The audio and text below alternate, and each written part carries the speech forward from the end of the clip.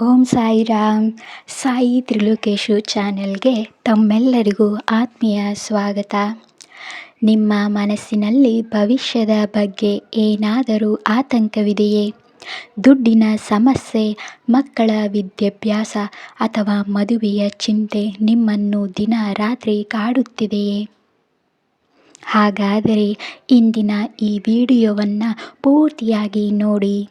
ಯಾಕೆಂದರೆ ಸ್ವತಃ ಸಾಯಿ ಬಾಬಾರವರೇ ಇವತ್ತು ನಿಮ್ಮ ಸಕಲ ಚಿಂತೆಗಳನ್ನು ದೂರ ಮಾಡಲು ಒಂದು ಮಹತ್ವದ ಸಂದೇಶದೊಂದಿಗೆ ಬಂದಿದ್ದಾರೆ. ಬಾಬಾ ಹೇಳ್ತಿದ್ದಾರೆ, ನೀನು ಪಡುತ್ತಿರುವ ಕಷ್ಟಕ್ಕೆ ಕೊನೆ ಎಂದು.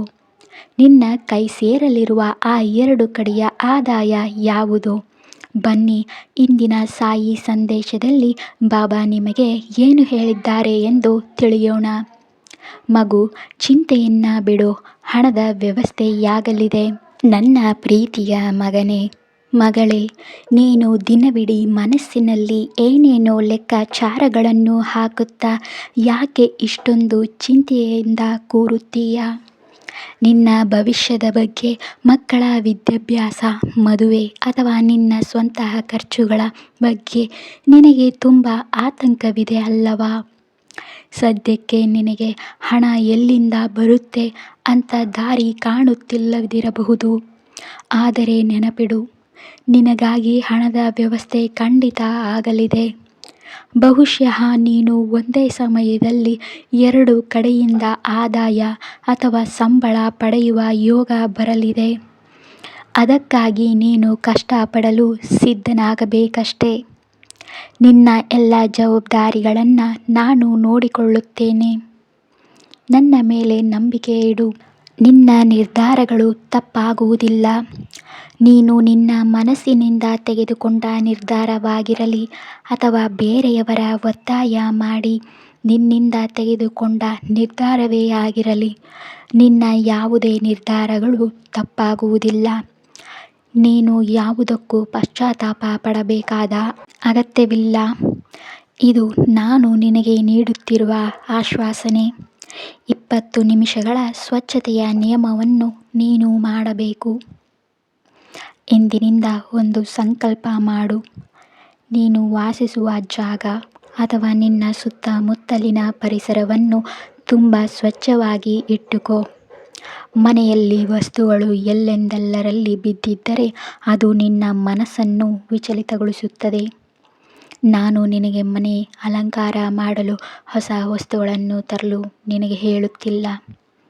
ಆದರೆ ಇಂದಿನಿಂದ ದಿನದ 24 ಗಂಟೆಗಳಲ್ಲಿ ಕೇವಲ 20 ನಿಮಿಷಗಳನ್ನು ನಿನ್ನ ಸುತ್ತಮುತ್ತಲಿನ ಜಾಗವನ್ನು ಸ್ವಚ್ಛಗೊಳಿಸಲು ಮೀಸಲಾಗಿ ಇಡು.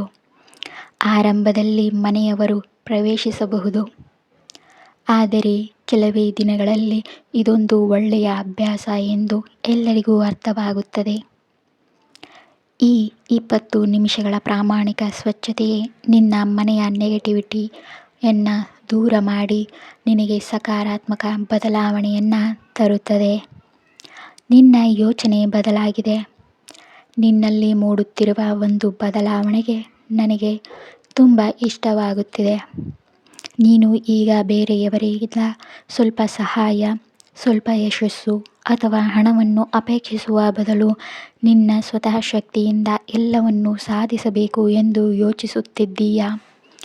ಇದು ಅತ್ಯಂತ ಸರಿಯಾದ ಯೋಚನೆ. ನಿನ್ನೊಳಗೆ ಹರಿಯುತ್ತಿರುವ ಈ ಸಕಾರಾತ್ಮಕ ಶಕ್ತಿಯನ್ನು ಹೀಗೆಯೇ ಮುಂದುವರಿಸು. ನಿನಗೆ ಶಾಂತಿ ನೀಡುವ ಆ ಪವಿತ್ರ ಸ್ಥಳಕ್ಕೆ ಆಗಾಗ ಭೇಟಿ ನೀಡುತ್ತಿರು. ಆಧ್ಯಾತ್ಮಿಕ ಉನ್ನತಿ ಮತ್ತು ನನ್ನ ರಕ್ಷಣೆ ನಿನ್ನ ಮೇಲೆ ಇದೆ. ನಾನು ನಿನಗೆ ಕ್ಷಣಿಕ ಸುಖ ನೀಡುವ ಮತ್ತು ಜೀವನವಿಡೀ ಒತ್ತಡ ತರುವ ವಿಷಯಗಳನ್ನು ಎಂದಿಗೂ ಆಯ್ಕೆ ಮಾಡಲು ಬಿಡುವುದಿಲ್ಲ. ಮುಂಬರುವ ದಿನಗಳಲ್ಲಿ ನೀನು ಆಧ್ಯಾತ್ಮಿಕವಾಗಿ ತುಂಬ ಎತ್ತರಕ್ಕೆ ಬೆಳೆಯಲಿದ್ದೀಯಾ? ಹೆಚ್ಚಿನ ಸಾಧನೆ ಮಾಡಲಿದ್ದೀಯಾ? ಎಲ್ಲೇ ಹೋದರೂ ನೀನು ನ್ಯಾಯದ ಹಾದಿಯಲ್ಲೇ ನಡೆಯುತ್ತೀಯಾ? ಎಲ್ಲಾದರೂ ಪ್ರಯಾಣ ಬೆಳೆಸುವಾಗ ಅನಗತ್ಯವಾಗಿ ಮನಸ್ಸಿನಲ್ಲಿ ಭಯ ಅಥವಾ ತಳಮಳವನ್ನು ಇಟ್ಟುಕೊಳ್ಳಬೇಡ. ಶಾಂತವಾಗಿ ಪ್ರಯಾಣವನ್ನು ಮಾಡು. ಕೊನೆಯದಾಗಿ, ನೀನು ಮನೆಯಲ್ಲಿ ಇಟ್ಟಿರುವ ಸಾಯಿ ಬಾಬಾರವರ ಪವಿತ್ರ ಊದಿಯನ್ನು ಹೊರಗೆ ತೆಗೆದು ಮನೆಯಲ್ಲಿರುವ ಪ್ರತಿಯೊಬ್ಬರೂ ಪ್ರತಿದಿನ ತಮ್ಮ ಹೊಸಲಿಗೆ ಮತ್ತು ಹಣೆಗೆ ಇಟ್ಟುಕೊಳ್ಳಲು ಪ್ರಾರಂಭಿಸಿ. ಇದರಿಂದ ಸಕಲ ದೋಷಗಳು ನಿವಾರಣೆಯಾಗುತ್ತದೆ. ಯಾವಾಗಲೂ ಸಂತೋಷದಿಂದ ನಗುತ್ತಿರಿ. ಆಯುಷ್ಮಾನ್ ಭವ. ಎಲ್ಲರಿಗೂ ಶುಭವಾಗಲಿ. ಶುಭ ದಿನ.